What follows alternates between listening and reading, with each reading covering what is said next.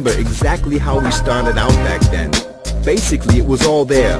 Cars, a workshop, garages, gas ramps, everything you needed to get into the racing business big. We just had one problem. We needed some hot drivers. Drivers who were prepared to risk their necks for us. So we did it the right way and organized a kind of qualifying test. We wanted the best, and we weren't going to settle for less.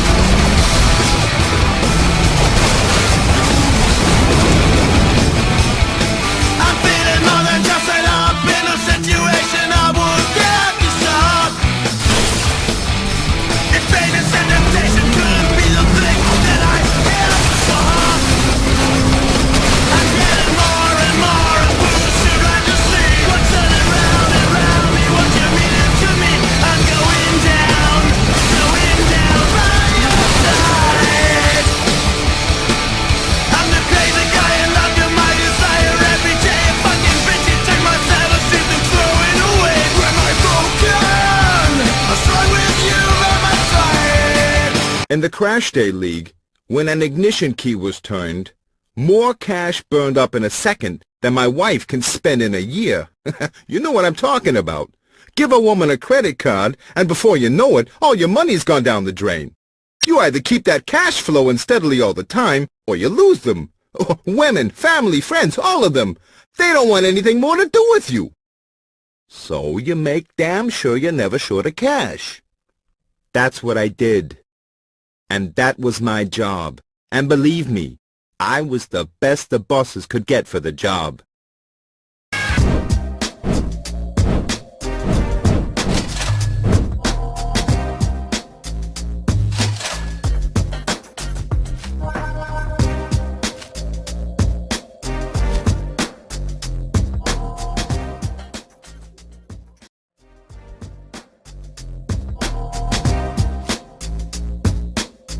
Tony and his crew were responsible for the organization of the garage and building the stunt elements. The shop was just a front. In Tony's shop, we got the money back that we'd paid out previously to the drivers as prize money. Some of it anyway. Then we put all the cash back into the construction of new stunt elements. Big ramps, small ramps, loops, you name it. Like, we built a course for our up-and-coming talents that consisted entirely of small ramps. That's where they gained their first experience in the league.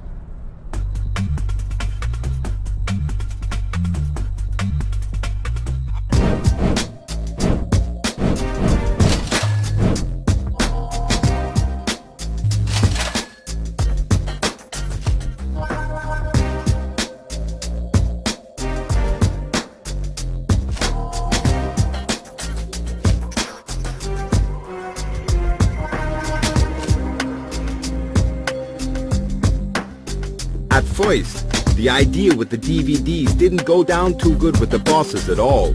Too much publicity. It took a while for them to realize that the sales of the videos indirectly affected the income from the betting offices. The more videos we sold, the more the dimwits shoveled their money into the betting offices. From there on in, we were on a roll. Man, we made so much cash, it was like the whole world belonged to us. Remember Mansfield Speedway? Even before the track was officially opened, we organized a race there. People loved us for having ideas like that.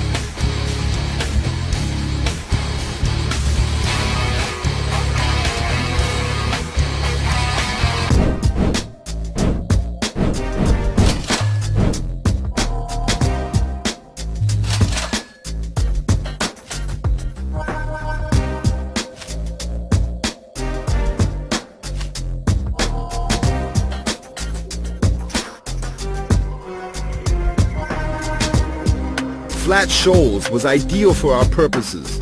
Remote, lonely, not much more than a wide place in the road, way out in the middle of nowhere. A good place to solve problems. If anybody caused us trouble, Flat Shoals was the solution. You just had to know what you were doing and give the farmers a couple of bottles of spiked booze to make sure that they slept well. Pigs don't ask questions about what they're being fed, but farmers do. And if farmers ask questions, you can be sure that you're gonna have to spend the whole damn night solving even more problems. Yeah, races were held in Flat Shoals too, of course. Like the off-road stage race, for example.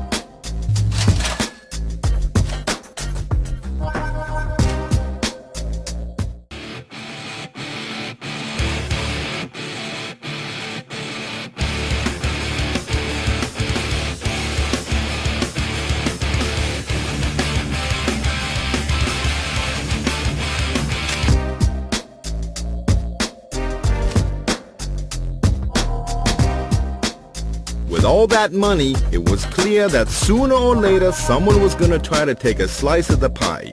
You always have small losses, especially where cash flows. Here and there, people pocket a little on the side. Hey, what the heck? We took it into account and nobody minded much. But when bets were manipulated by people other than us, and drivers were obviously being bribed, it was time to fire a warning shot. Pretty soon, we had two guys in our sights that had had their fingers in the till just a little too often. Then it was just a matter of finding a driver who'd teach the two a lesson. Somebody trustworthy and expendable.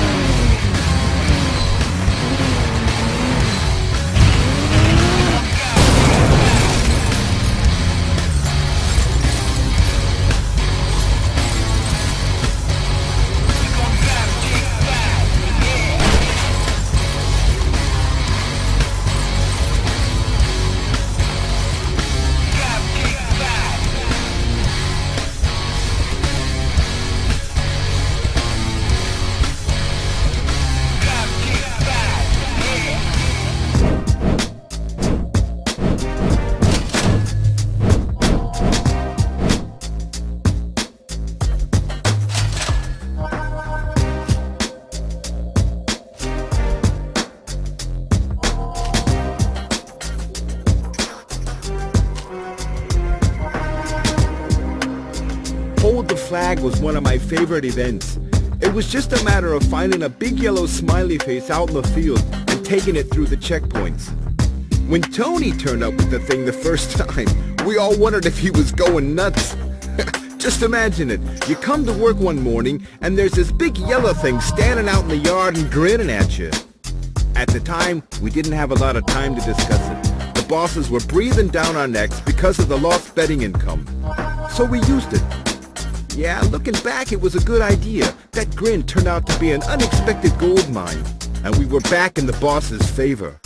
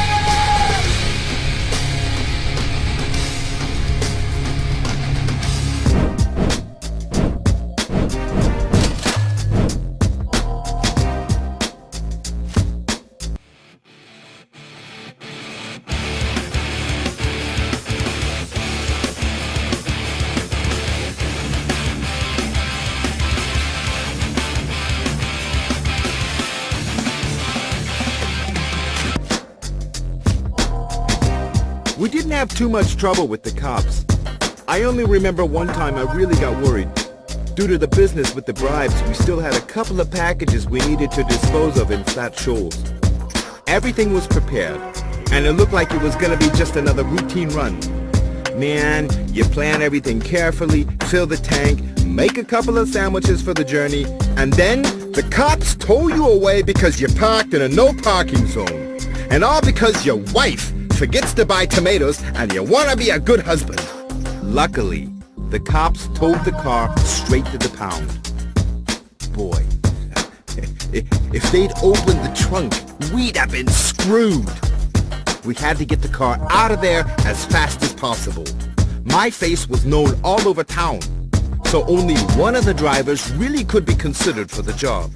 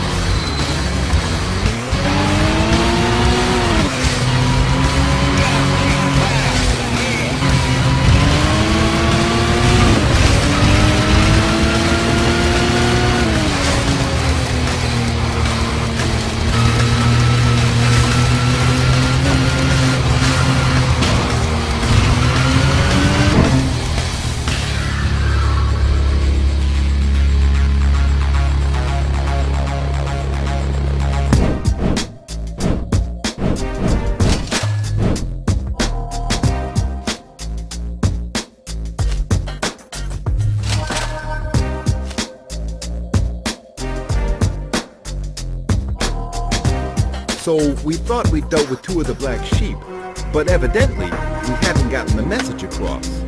There were still a couple of no-goods out there who just didn't want to get it. The solution was a knockout race. Nobody liked driving with a bomb in his car that exploded if he was placed last in a lap. Especially if he had a skeleton in the closet and knew that Tony's crew could rig his car or its protective armor plate anytime they liked. Drivers who hesitated made themselves suspicious from the onset, and those who did take part could never be sure just how much we knew. We reckoned on the drivers getting nervous and making mistakes.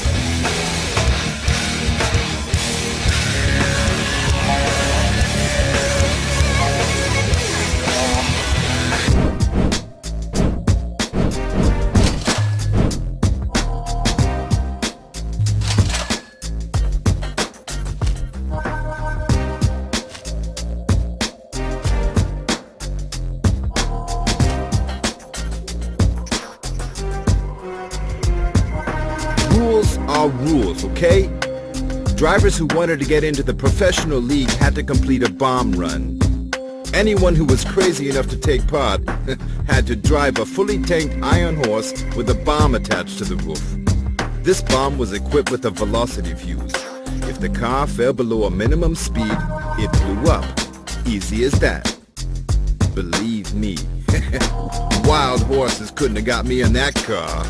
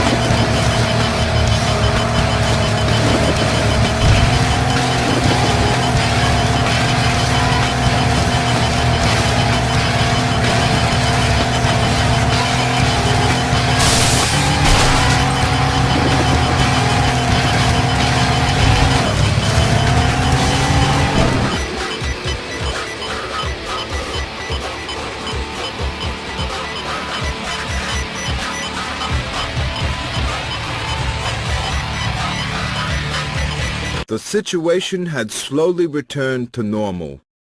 The bets were running in our favor again, and everyone knew what would be in store for them if they attempted any double dealing. Everyone was happy, but I'd been hired to squeeze the maximum profit out of this enterprise.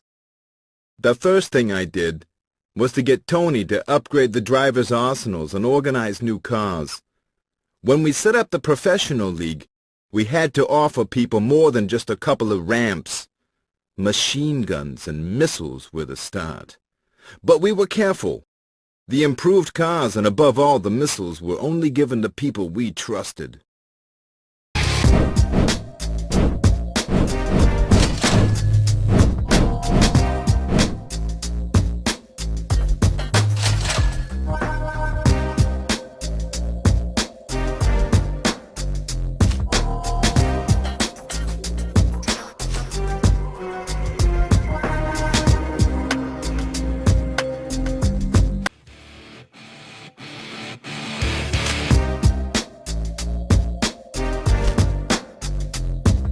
A single person is always easier to keep under control and put under pressure than a motley crew of bums that can put their heads together and get crazy ideas.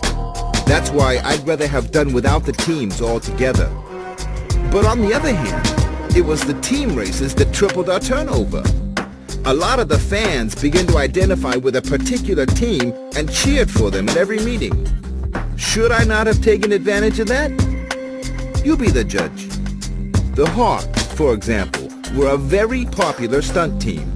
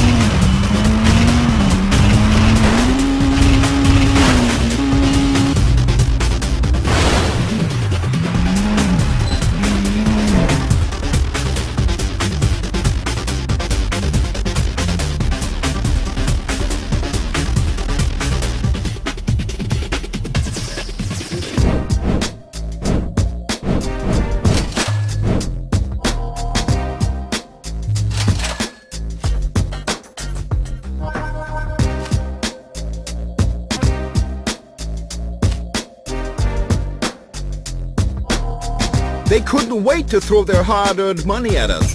Crashday became the highlight of the week in these guys' humdrum everyday life. But when we introduced the team wrecking event, everyone totally flipped out. In team wrecking, there was nothing, but nothing that couldn't be turned into cash. Fan articles, videos, remote control fire spitters for the kids. Even a dented fender could be sold for a couple of grand. It was unbelievable.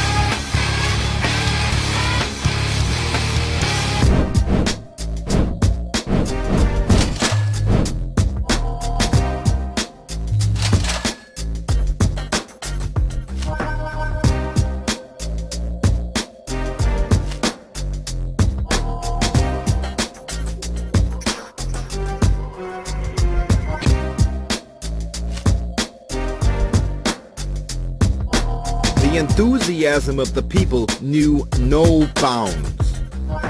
Do you remember the tunnel races?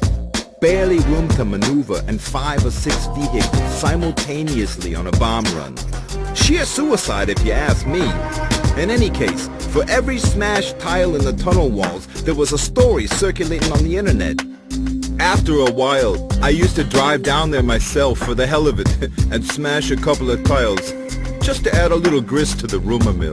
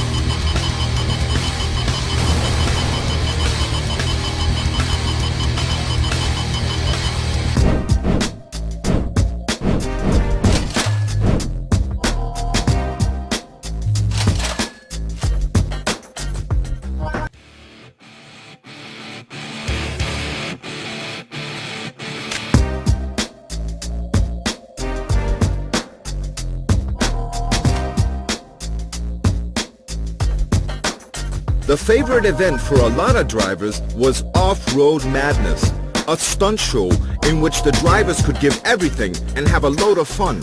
Yeah, true, wrecking matches was more lucrative, but we had to keep our boys happy. Who wants to sit in a car the whole time that's being shot to pieces from all sides? Let's face it, only someone who has fun and enjoys his job delivers top performance. And I believe if our drivers didn't have any fun in the thing, we'd never have been able to make the Crashday League as big as it got.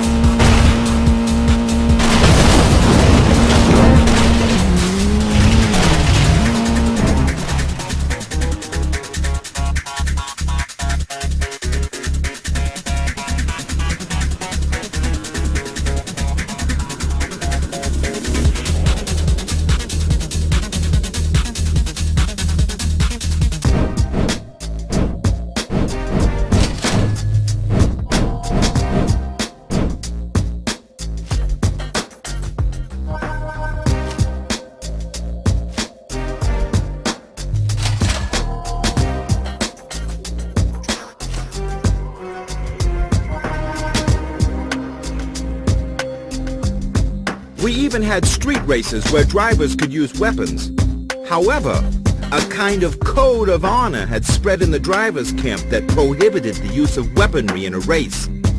But of course, there was always someone who had nothing against firing a missile up the exhaust pipe of the driver in front of him. That held a certain appeal to me personally too, because races like that sold better.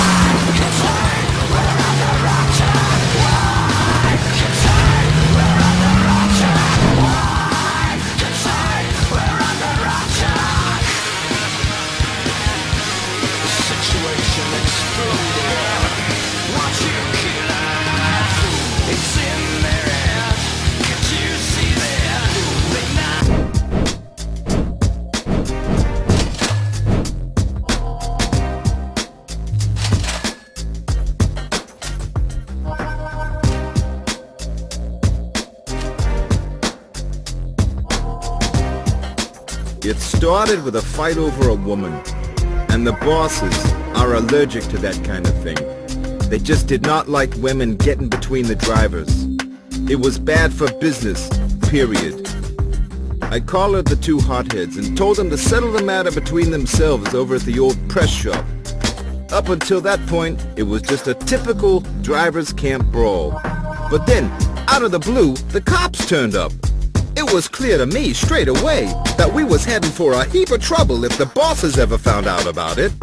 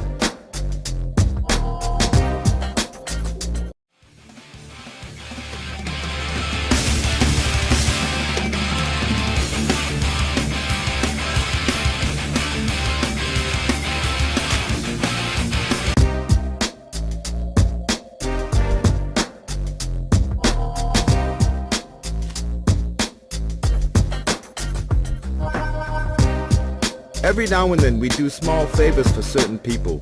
Nothing too fancy. A couple of parties, women, little things just to make sure they owed you one. There was this one guy, a big shot from the weapons lobby who desperately wanted to do a couple of laps in an incubator. The deal with him was extremely important for us. We had no more explosives for bomb construction, and we needed supplies urgently for the opening of a new arena. And what does this idiot do? Crashes in the first curve because he couldn't handle the car. I thought, hell, what now? But the guy climbed out of the wreck, grinning from ear to ear, and signed the contract. He'd had the time of his life. Now with that, nothing more stood in the way of the Pass the Bomb event.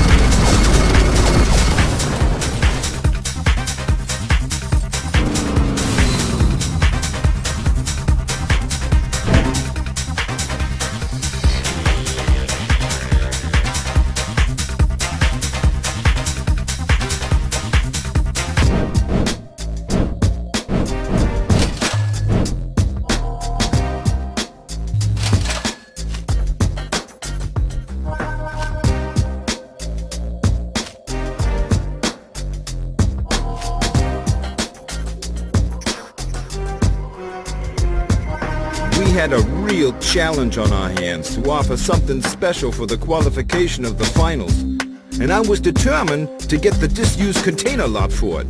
I'd had an eye on the place for a long time because it offered optimum conditions for a wrecking match.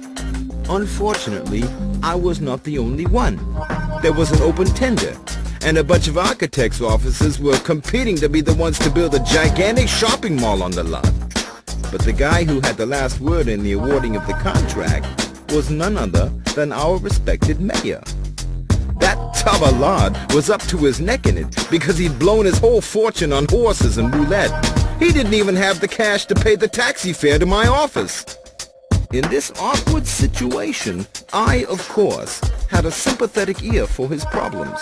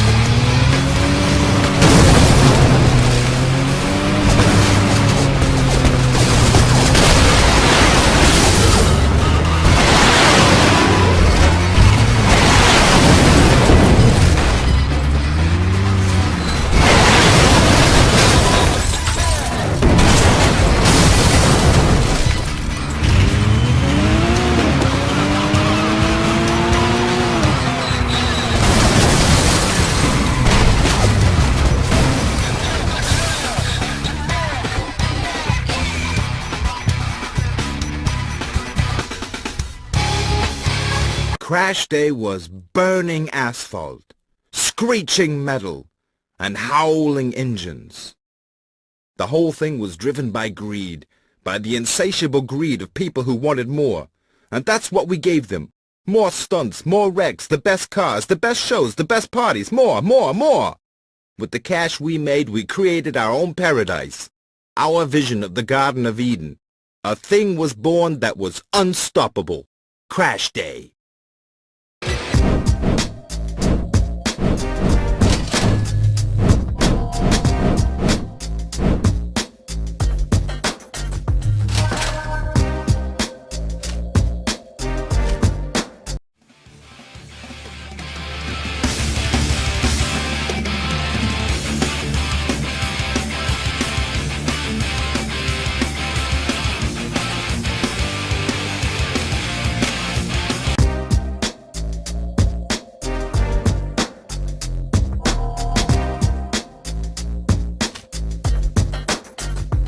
We owe the creation of the mountain circuit to a couple of crazy fans. Somehow, those freaks managed to find out my number, and they called me incessantly. They had this fantastic idea, blah, blah, blah. Anyway, they got on my nerves so much, in the end, I sent Tony over to deal with them. But instead of putting him through the mill, Tony come back with some blueprints under his arm. They planned out the mountain circuit down to the last detail. Racing meets Crashday. That was the basic concept. All that was left for us to do was to build the track.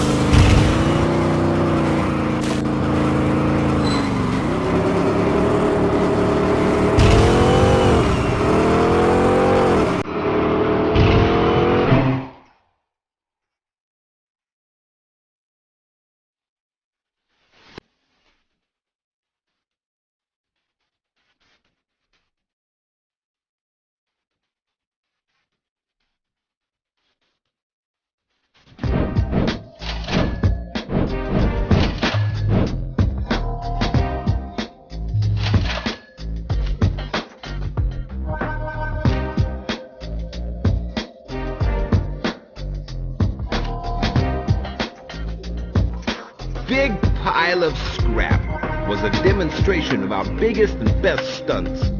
The track was just bombastic. We needed huge amounts of steel and concrete for the construction of that arena. But meanwhile, the elements had gotten too big to build them in Tony's workshop exclusively. We had to get several enterprises to build it all for us and to put it up. And that's where I saw big problems. Using outside labor involved the risk of getting busted. We had to make the transition from an illegal to a legal operation. From that point on, it was essential for the Crashday League to become reputable. On paper, at least.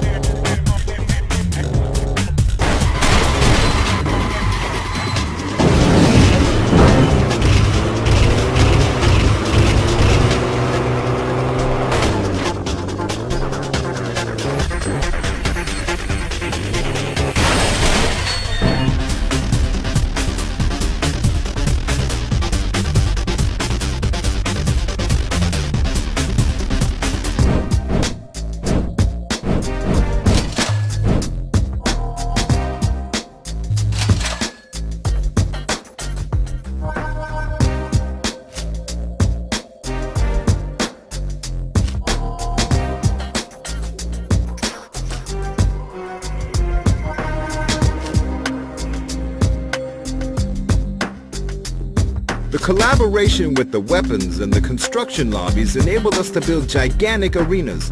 From then on, we were no longer dependent on the hicks from the amateur league for knockout races.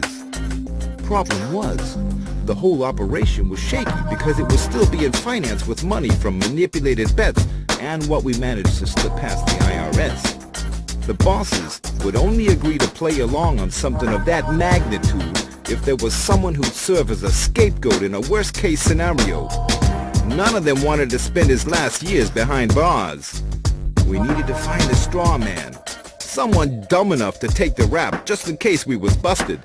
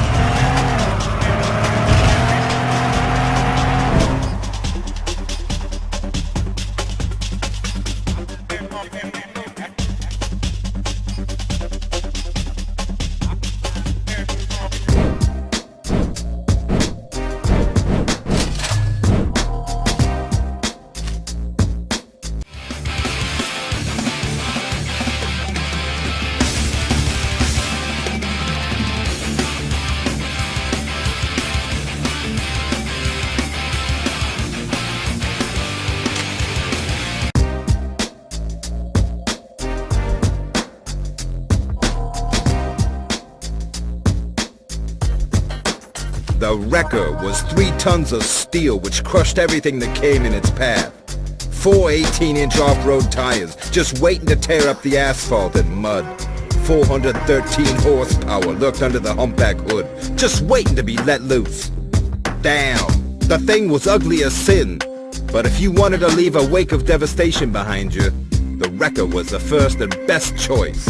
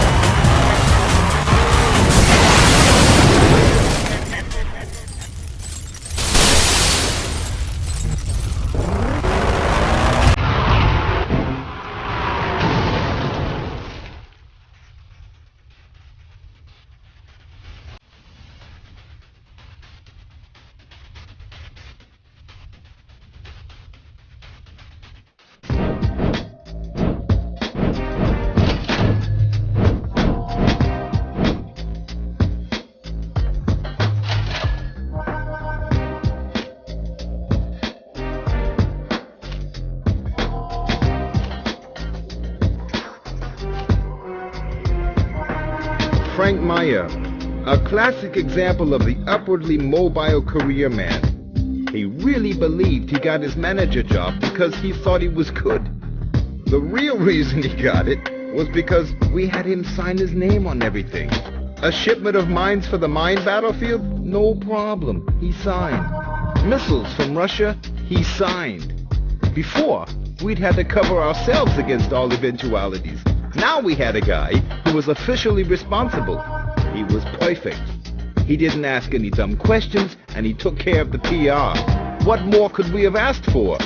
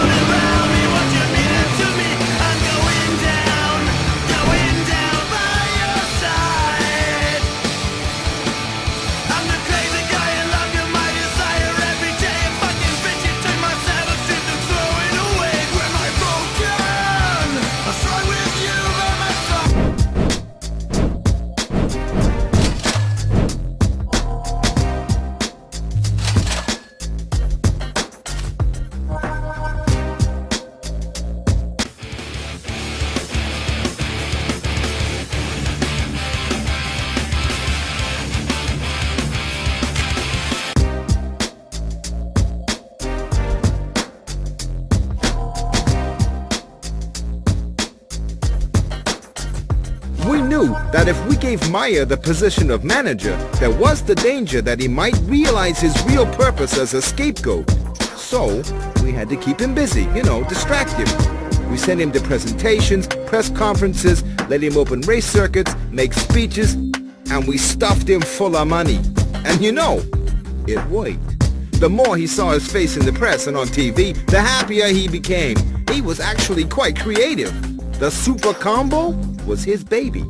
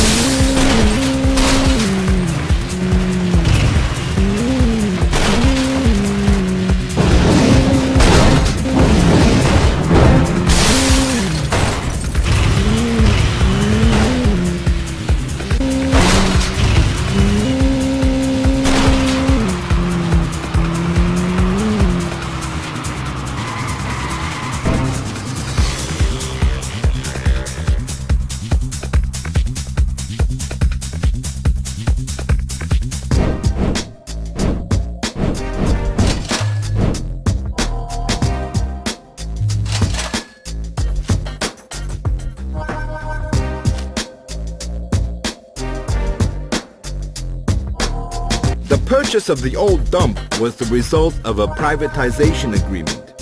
The place hadn't paid its way and devoured enormous amounts of taxpayers' money. The state was desperate to get rid of the dump, and the bosses had two very influential building speculators on their payroll who were in the lobby. They had instructions to procure money from guilds and cooperatives, which would then be donated through Meyer to the Crashday League in a large-scale deal. And then we used the money to buy the dump. Of course, the garbage was a serious problem, so the first thing we did was pour concrete over it, which formed its characteristic 3 hills. But don't forget, the construction of this track gave the local economy a big boost. We raised $12 million in investment capital. Who was going to make things difficult for us?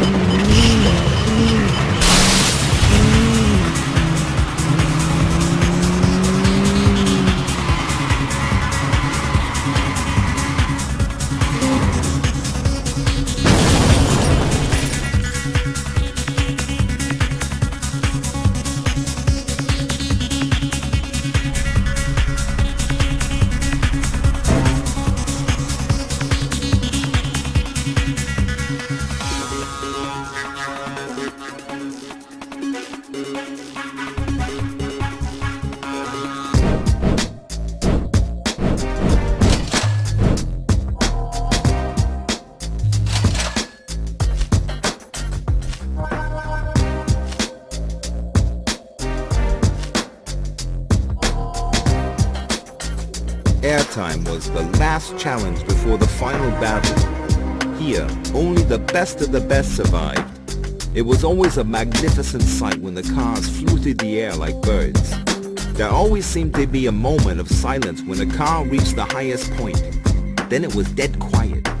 And then, slow at first, and then faster and faster and faster, the car plunged down and plowed into the ground.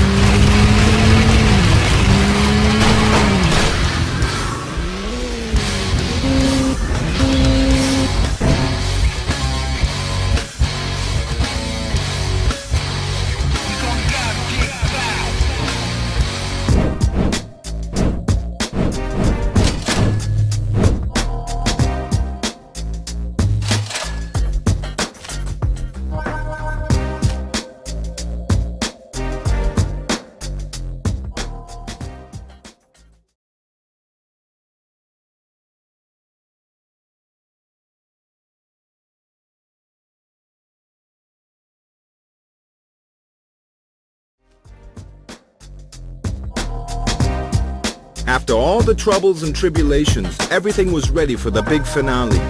The champagne for the party was on ice, the invites had gone out, the hottest women organized, and the little briefcases for the bosses were just waiting to be filled with cash and delivered. Now, all that was left was the final battle. Two drivers in a one-on-one race. to decide who was the best of the best.